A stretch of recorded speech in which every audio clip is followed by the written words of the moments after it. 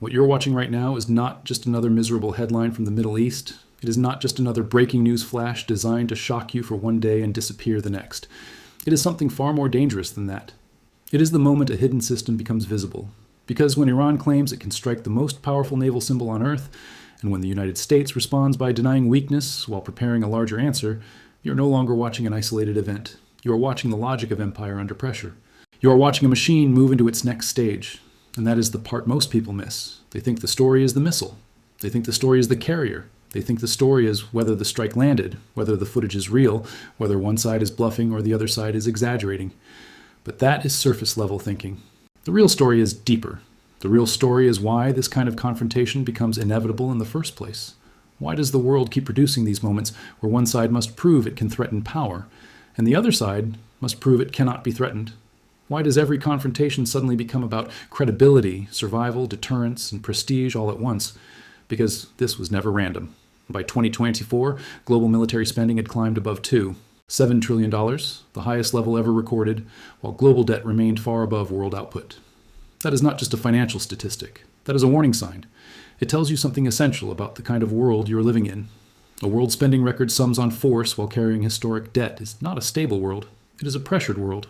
It is a world where military power, economic fragility, energy insecurity, and geopolitical stress begin merging into one system. And once that system crosses a certain threshold, escalation stops being a surprise. It becomes the next logical step. That is why the most important question is not whether one missile hit one ship. The most important question is this: what kind of historical pattern produces a situation where even the claim of an attack on an American aircraft carrier immediately matters to markets, militaries, allies, enemies, and the future of the region? The answer is simple. It is the same pattern that has appeared again and again across history whenever large powers stop managing order and start being trapped by it. First, a dominant power builds reach. It creates alliances, bases, trade systems, naval routes, financial influence, and a language of order. It tells itself that it is protecting stability. That is the foundation. Then that power expands its commitments. More choke points become essential. More regions become strategic. More threats become unacceptable. The map gets larger. The burden gets heavier. The costs rise. But retreat becomes harder because every withdrawal looks like weakness. Then comes the testing phase. Smaller actors, rival states, proxy networks, and regional powers begin probing the edges. They do not need to destroy the empire. They only need to expose vulnerability. They only need to prove that the symbol can be touched, the corridor can be disrupted, the response can be forced. And then comes the final phase. Escalation no longer feels optional. Every response must be bigger than the last one. Every move is framed as defensive. Every action is described as necessary. And yet the whole system becomes more unstable with every attempt to restore control. That is the pattern. Build, expand, get tested, escalate. And once you see it, history starts looking less like a series of accidents and more like a sequence. Look at Britain before the First World War. Britain built the greatest maritime empire on Earth. It controlled sea lanes, finance, and trade circulation. That was the foundation. Then Germany rose, industrialized, and challenged the balance. Britain widened its commitments, deepened its entanglements, and hardened its posture. That was overextension. Then came repeated crises: Morocco, the Balkans, naval rivalry, alliance tensions. That was the testing phase. And by 1914, one assassination was enough to trigger a continental war because the system was already loaded. Britain did not stumble into disaster because of one event. It was maneuvered into disaster by the accumulated logic of its own position. Look at the United States after World War II. It built the post-war order: the dollar, the sea lanes, the alliances, the carrier groups, the institutions. That was the foundation. Then came the expansion of commitments: Korea, Vietnam, global containment, military spending, financial strain. Then came the crisis, years of the 1970s: inflation, oil shocks, monetary stress, strategic humiliation, loss of confidence. And the response was not retreat from the system. The response was redesign: more financial engineering, more strategic management, more adaptation. The machine did not stop. It mutated. Look at the Soviet Union. It built a massive sphere of control across Eastern Europe with ideological ambition, military prestige, and regional dominance. That was the foundation. Then it overextended itself through military competition, occupation burdens, and peripheral commitments like Afghanistan. Then came stagnation, falling energy revenues, rising internal weakness, and pressure at the edges. The crisis was no longer whether Moscow had weapons. The crisis was whether it could keep paying for the image of permanent strength. And once the edges started cracking, the center followed. Different empires, different centuries, different ideologies, same structure. That is why the present matters. Because when you apply that same pattern to the United States and the Middle East, the picture becomes very clear. The United States built the modern security and financial order with unmatched naval reach, global alliances, sanctions power, intelligence networks, and carrier strike groups positioned as mobile instruments of deterrence. Foundation established. Then the commitments multiplied. Iraq, Afghanistan, Syria, the Gulf, the Red Sea, strategic competition with China, support obligations in Europe, energy security concerns, deterrence requirements across multiple theaters at once. This is not weakness. This is overextension. There is a difference. A great power can still be stronger than everyone else and still be carrying too much. In fact, that is usually how overextension looks. It does not look like collapse. It looks like permanent strain. Then comes the testing phase. This is where the outer pressure builds. Shipping routes get disrupted. Militias strike exposed positions. Regional rivals use proxies, drones, missiles, and psychological warfare. Choke points turn into leverage. Symbols become targets. An aircraft carrier is no longer just a ship. It becomes a question. Can it still move without fear? Can it still represent untouchable power? Can the empire still dominate the theater without having to constantly prove it? That is why even the claim of a strike matters. Because the point of asymmetrical warfare is not always destruction. Sometimes the point is exposure. Sometimes the point is forcing the stronger side to spend more, deploy more, explain more, defend more, and reveal more. A cheaper attack system aimed at a vastly more expensive platform is not just a tactical action. It is a political message. It says your dominance is now billable. It says your presence now has a rising price. It says your symbol can be turned into a liability. And that is where retention should spike in the viewer's mind, because this is the real shift. The aircraft carrier used to represent unquestioned reach. Now it also represents concentrated vulnerability, not because it is weak, not because it is obsolete, but because in a world of drones, missiles, proxies, and narrative warfare, the stronger the symbol, the more valuable the symbol becomes as a target. That is the inversion modern conflict creates. The bigger the platform, the bigger the psychological prize. The more expensive the system, the more attractive it becomes to cheap disruption. The more a superpower depends on visible deterrence, the more dangerous every public challenge becomes. And once that happens, the response is almost automatic. The United States cannot casually normalize attacks, or even credible attempted attacks, on its carrier forces in a live war theater. It cannot allow rivals to conclude that the symbol has become penetrable. It cannot let allies wonder whether the shield is weakening. And so the response becomes larger than the event itself. More deployments, more strikes, more deterrent messaging, more demonstrations of force. Not because leaders are emotional, because the system is compelled, because the credibility structure demands it. This is why the current moment is bigger than Iran and bigger than one carrier. It connects military confrontation to global economics in a way most viewers still underestimate.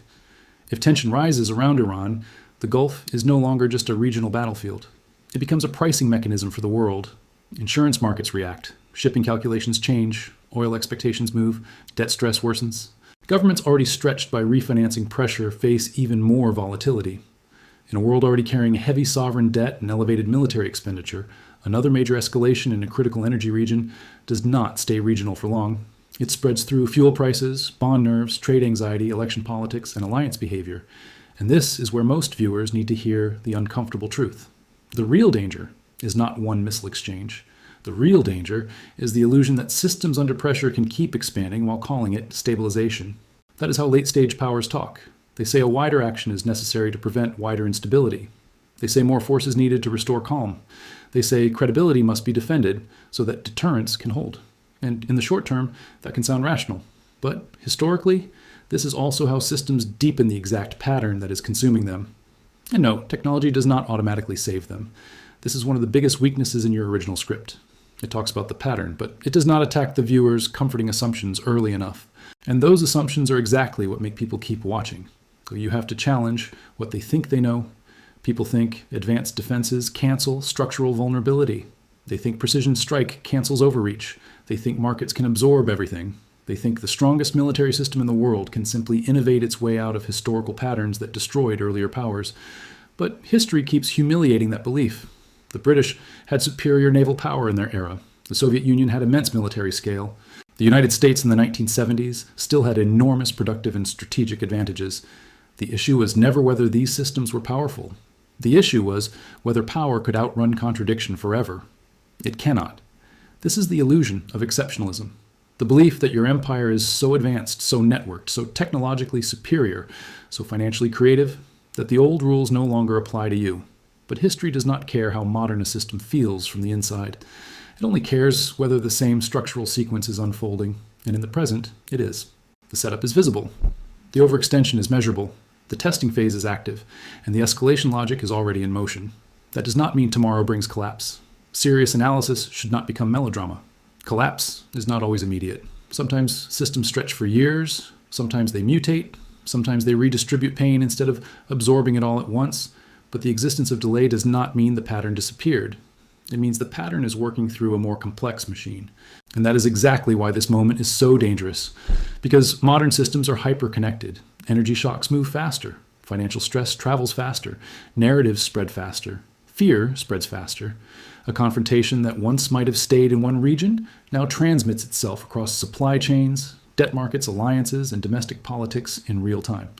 So when a viewer hears that Iran has launched, threatened, or claimed a major strike against a U.S. carrier, they should not ask only, did it hit? They should ask something much more important. What stage of the pattern are we in if a challenge to the empire's most visible military symbol now feels plausible, strategically meaningful, and economically dangerous all at once? That is the question that changes everything. Because once you ask that question, the story is no longer about one military exchange. It becomes a story about stress inside the order itself. And now we reach the part where the viewer needs the clearest takeaway. Stop watching geopolitics like a movie. Start reading it like a system. When carriers, choke points, reserve currencies, debt stress, sanctions, and missile threats start entering the same story, you are no longer watching isolated headlines. You are watching a structural event. When leaders on all sides say they are acting defensively while each move widens the risk, you are watching a structural event. When the symbol of power becomes a magnet for low-cost disruption, you are watching a structural event. And when financial fragility and military escalation begin reinforcing each other, you are watching a structural event. That is the pattern. That is the machine. And that is the warning. Do not let yourself be comforted by phrases like limited, contained, temporary, or under control. Those words often appear right before events prove they are none of those things. The public always gets sold calm language just before the cost of instability gets repriced. So what should you do? First, recognize the difference between noise and mechanism. Headlines are noise. Patterns are mechanism. Second, pay attention to symbols. Carriers, shipping lanes, sanctions, reserve currencies, and oil routes are not random objects. They are pressure points inside the system. Third, stop assuming normality automatically returns. In periods like this, normality is often the illusion people cling to right before the environment changes around them. And fourth, reject the phrase, "this time is different." It is one of the most expensive sentences in history. It has blinded investors, governments, commentators, and ordinary people for generations. It always sounds intelligent. It always sounds modern. And it is almost always the final cover story systems tell themselves before reality proves otherwise. What is happening here is not just a military confrontation, it is a revelation. A revelation of how empires become trapped by the order they built. A revelation of how symbols of strength become targets. A revelation of how cheap disruption can force expensive responses.